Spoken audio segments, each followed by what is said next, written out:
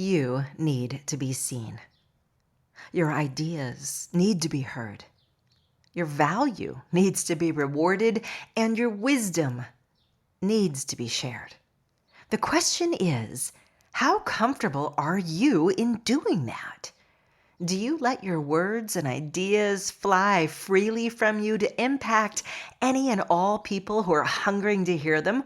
Or do you stay hidden, only available for those who've searched hard for you? Today, we're looking at how you can increase your visibility in all ways, starting with your energy, so your talents or message can finally reach all the people that it's meant to reach. Flow dreaming, still kinda woo-woo, is just what it sounds like. An escape into the world of woo. Also, a ride into you and how to feel happier, wiser, and more self-aware in every way. It's your ultimate journey into personal growth and inner power. We'll explore ideas like how your energy self influences the kinds of opportunities you encounter, or how your personal growth can drive your business growth, or even how that feeling of being stuck is really always coming from something else. We just have to figure out what. That's right, we're a dash of woo-woo, a sprinkle of self-care, a heap of problem-solving and pattern-busting, and a giant cup of encouragement. We're going to relight so much passion, purpose, self-love, and confidence in you that you practically stagger. I'm Summer McStravick, your host, and welcome to Flow Dreaming, still kinda woo-woo. This is episode 700. Don't be a hidden gem. Why you need to be seen right now. This is one of my favorite topics, one that I return to again and again in the world of flow dreaming. And if you're new to flow dreaming, welcome. Hello, hello. Flow dreaming is a technique for manifesting. It is also a way that we heal, grow, move through patterns and blocks, etc. To learn the technique, because I don't always say it anymore because 700 episodes, right? The best way is to go to YouTube. I have a new playlist up there called Igniting Your Manifesting. It's an 8-part series. It teaches you how to do this extraordinary practice.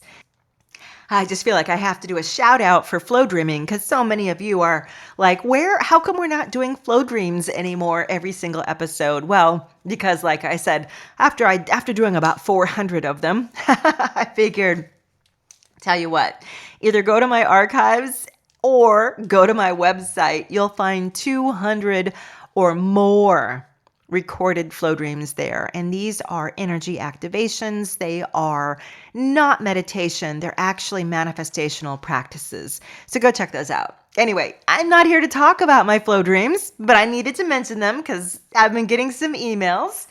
I want to talk today again. Yes, one of my favorite subjects, why you need to be seen right now. So I'll tell you a little story from my own past. For many years, I was blessed to be in a very visible position. I had a visible position. I was surrounded by luminaries in the field of self-help and personal growth and spirituality. And as a result, a lot of people got to know me. They got to know my name, the way that I thought. And it was a really nice, cushy time. Apparently, the universe thought, hey, this person's never going to get out to do their real work unless we give them a nice, long, easy ramp in.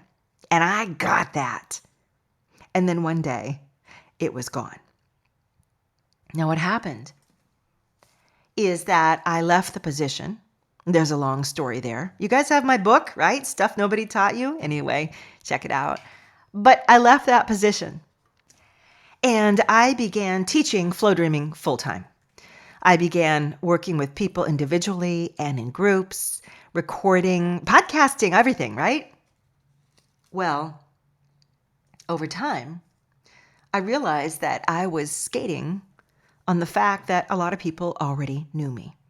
I didn't have to go out there and introduce myself and say, "Hi, my name is Summer. Let me tell you about something extraordinary and life-changing." No, by the time people found me, they had already heard me. They already knew who I was. They had pre-screened me.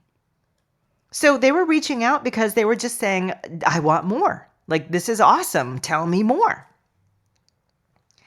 It made it easy for me because the risk to my own ego, the risk to having people say, "I don't know who you are. I don't understand you. I don't know what this is," was very low. Most of the people I spoke with already wanted more, were already in love with my teachings. And one day, a few years down the road, I realized this. And I realized that, in essence, I had been hiding. And that if I wanted to go to the next level, I needed to step out. And I needed to step out differently. And stepping out differently would mean me now going to people and saying, "Hi, my name is Summer. I'm teaching you flow dreaming. Do you want to learn how you can X, Y, and Z?" And this meant I had to capture people's attention. I had to interest them. I had to show them what it does and how it works, and I had to have enough belief that I could effectively do it, that I was the right messenger for this work. This was a game changer for me. And once I realized this, once I started seeing that this is what I had been doing and that this is what was required of me next to go to the next level, literally to grow my own flow dreaming business from a 6-figure to a 7-figure company, I realized I just had to.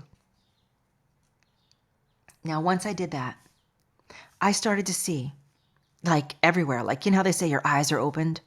I saw so many other people doing the same thing that I had just been doing.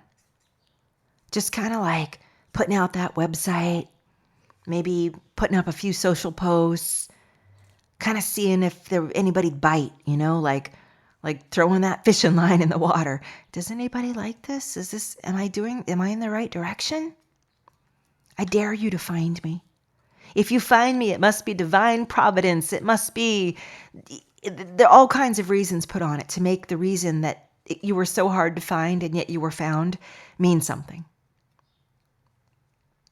As opposed to the other way, which is, why did you make yourself so hard to find? What were you protecting? And that's where the beautiful part of this whole thing opens. Because we realize we're actually protecting something. We don't want to risk being rejected. We don't want to risk somebody calling us on the carpet. And what's that old saying? The king has no clothes. We don't want to be found out. We don't want someone to say, "Oh, I learned about you, but I don't like you. You're not as good as somebody else." And sometimes it's just all inside us. I have a passion. I have knowledge. I have skills. But I don't know if anybody else will recognize that. So I'm just going to let them find me. A lot of the work that I do with my private clients revolves around these ideas. When will you let people find you? What are you afraid of? Why aren't you showing up? How come you're not getting in front of them? Even as I say this, like right now, you might be like, "Oh, I'm going to turn this off." That's the funny thing. I don't know why I do this podcast when so often it's saying stuff that makes people go, "Ooh, I'm not ready for that." But I also know it's precisely you, precisely listening to this episode and this show in general, because it's not something many people do. They're not always willing to go in there and show stuff and dig stuff, right? So the fact that you're listening and you're here at all tells me that we are birds of a feather and you want to be seen and you want to get rid of anything that's getting in the way. That there's a point in your life right now where you just feel like I'm all skilled up, took all the classes, got all the certificates, changed that career, and yet, I need to launch. Well, I'm here to tell you, when you launch, the first thing you need to do is be seen. This has nothing to do with ego. It has nothing to do with you trying to be important and look at me, look at me. It's the opposite. It's about you getting over your ego, getting over your fear, risking it, being vulnerable, showing yourself to people, and daring to say, hey, I think I can lead you, or I think I can teach you, or I think I can take this job position to the next level. That's ownership, right? That's you saying, finally owning in your own self, if I don't do it, who else will? Do I really think someone else is going to do a better job than me? Well, maybe, maybe not. But here's the thing. When people start trusting you, it's because they see something in you, and you have to trust them back. I was saying this to a private student of mine just the other day. You have to trust in the intelligence of the people around you. Trust in the person who employed you. Trust in the client who hired you. Trust the boss. Trust that they saw and know and are intelligent enough to see that you've got the thing they're looking for, even if you're still afraid to own it. Trust in their intelligence. They're not dummies. And they're not doing anything that they don't want to do. They want you.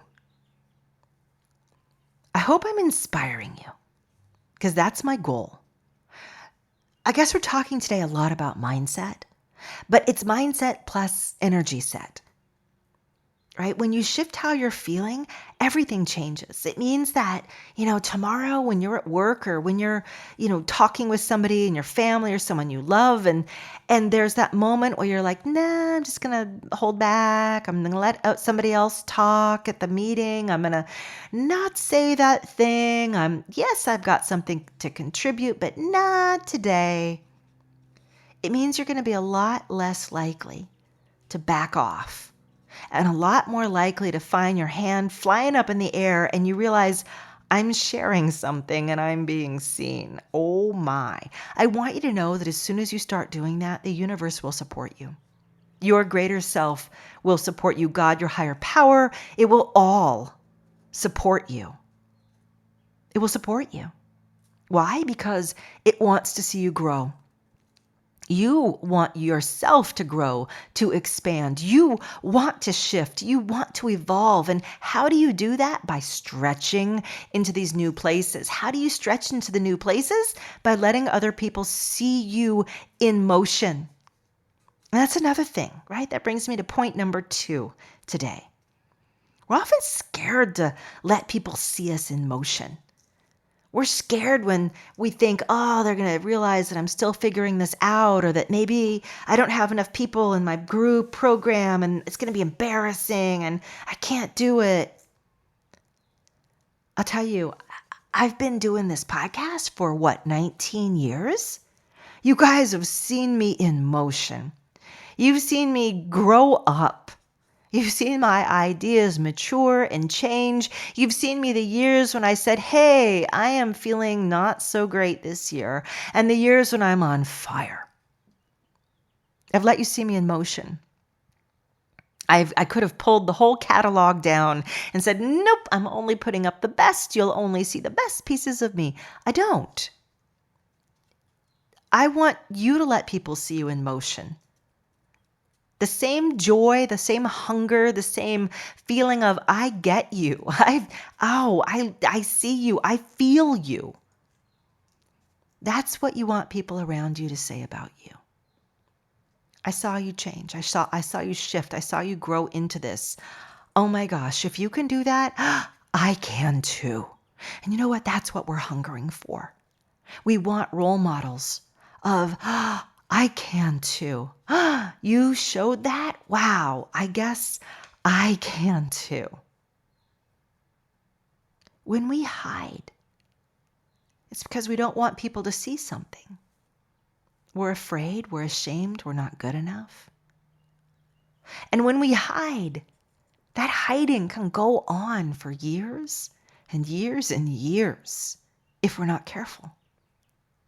That's why I try to adopt a feeling all the time of How can I be seen here? How can I show up here? And believe me, I'm discerning. That old saying, don't throw pearls at pigs or something. Don't throw pearls, a silk purse from a sow's ear. Oh, I'm getting them all messed up now. Don't throw your pearls before swine. I think that's the one I'm looking for. Old saying. I'm careful. Not everyone can hear my messages. But when I have a feeling they can, it's my job, it's my duty to show up for them. That's my gift to them. I'm giving them something that maybe they've been searching for. And maybe they haven't. And they'll say, bye. It's cool. I don't like this. And I say, oh, okay, that's fine. But my job is to show up so that those people who are looking, I'm there for. I don't need to make their lives any harder by hiding. So I want you to think about whatever's inside you, what gift you have, what vision you have, what skill you have, what knowing you have, what abilities you have. How do you make it not be hard for other people to get that from you? How do you make it easy for them to get that from you? Again, I can feel practically objections flying up in you like, wow, they think I'll be pushy or I'll be pushing salesy or whatever. Nah, you don't have to feel that way. You don't have to be that way. Show them what you got. Here's what I got. Here's what I have. Here's what I do. Is that what you're looking for? Great. Is there any way I can help you say yes to it? Is there any way I can help you? Are you ready? And again, appreciate the people around you. If they're a yes, they're a yes. If they're a no, they're a no. Which brings me to our new little format here, new old at this point, shower thoughts. Yeah, we haven't done this one in a while. Here goes.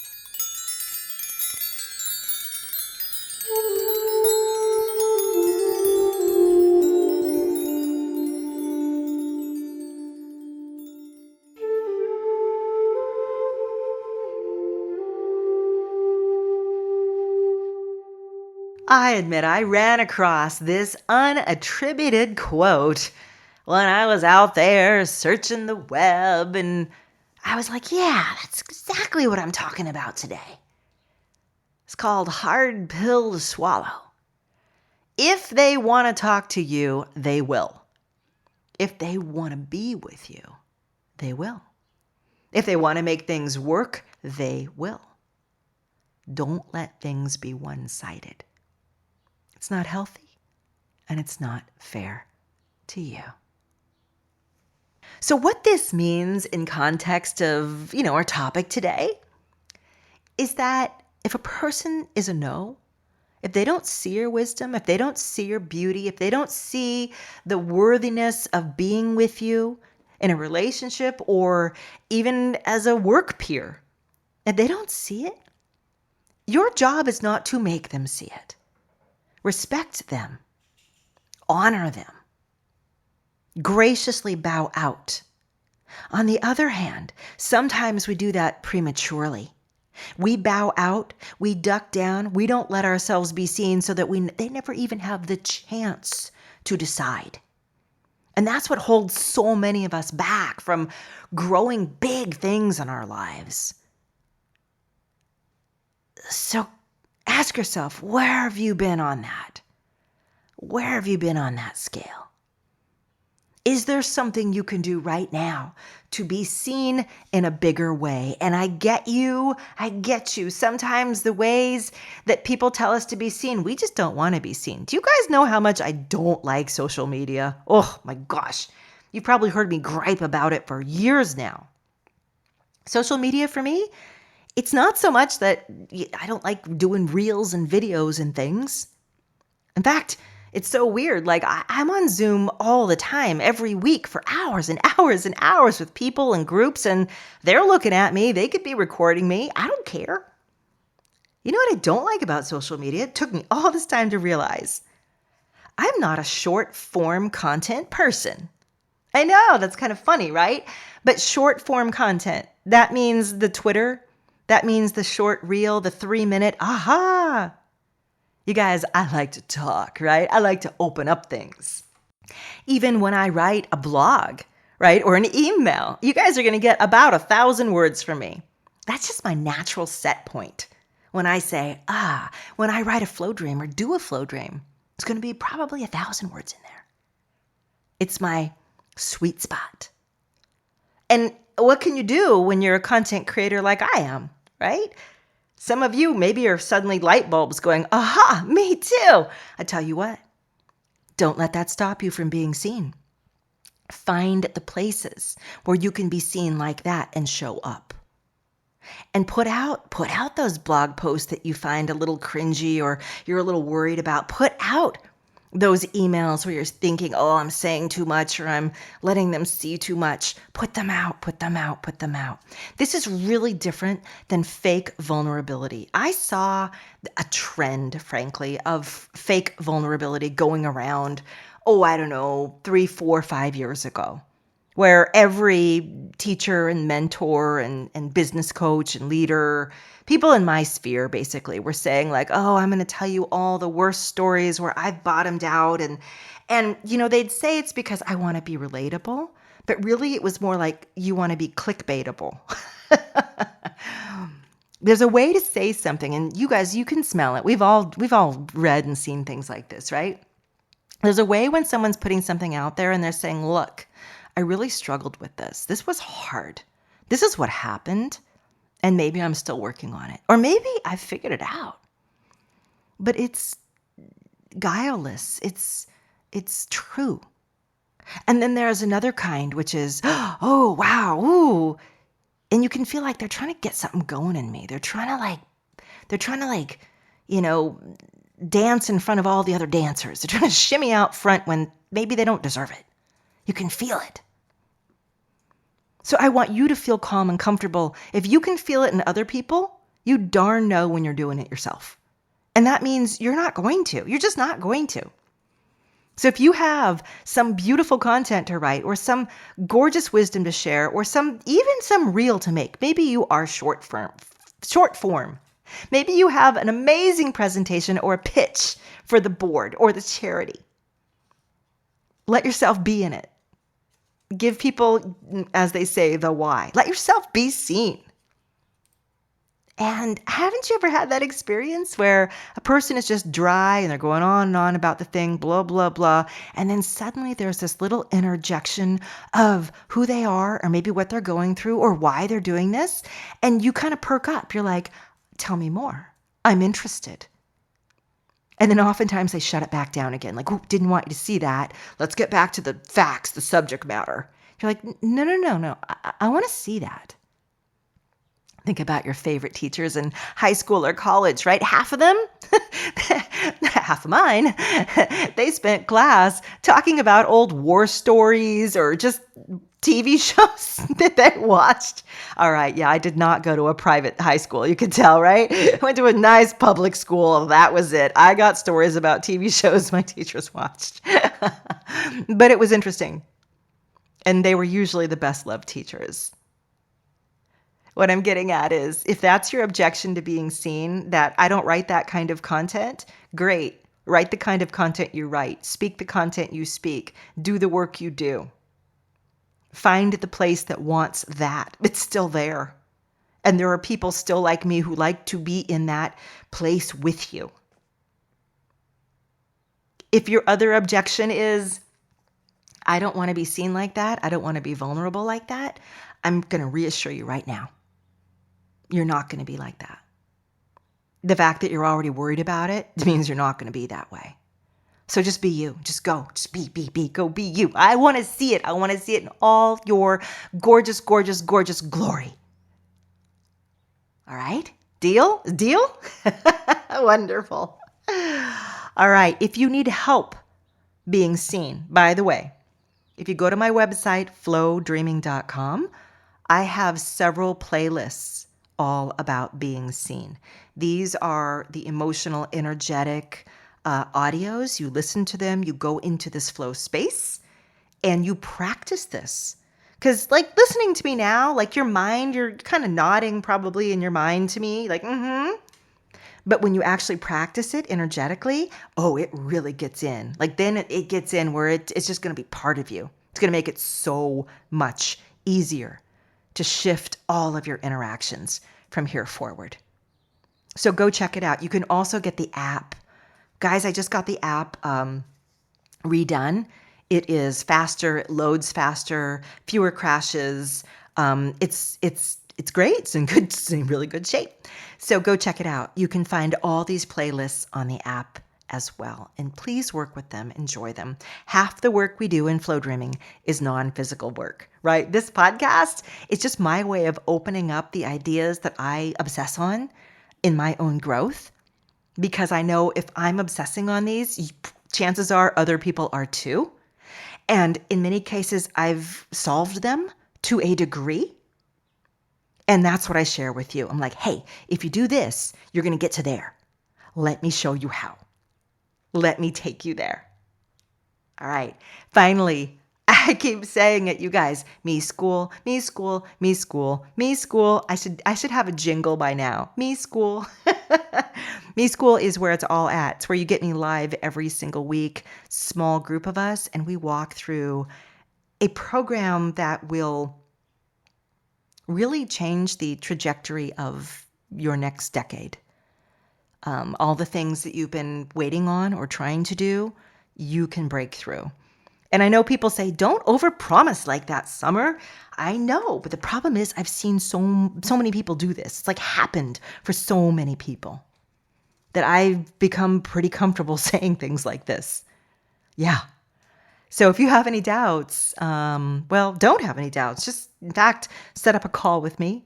I talk to every prospective student. Why? Because I'm going to be talking with you every week for 3 months. I may as well get to know you now. And we decide, hey, maybe this is for you, or maybe I'm like, nah, you just need this playlist instead, right? That's what I'm here for. I've built my life around doing this work. So no one is too big or too small. I will talk to you and all. Dr. Seuss. All right. Lots of love to you guys. Thank you for joining me today. Today was kind of a hard hitter. Maybe I should do an easy one next time, right? Just some flow and some bubbles and get you into that space of ease. I'll have to think about what the next one's going to be about. In the meantime, hope to see you at flowdreaming.com. Hope to see you at One Brilliant Thing. That's my free manifesting challenge I'm doing this summer. And until next week, lots of love and take care.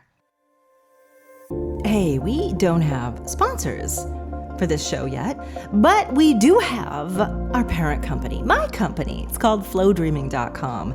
If you are curious about exploring your full potential, there are over 250 audio meditations and flow dreams and courses there that can completely reshape your world. So take a quick jump over and check out flowdreaming.com.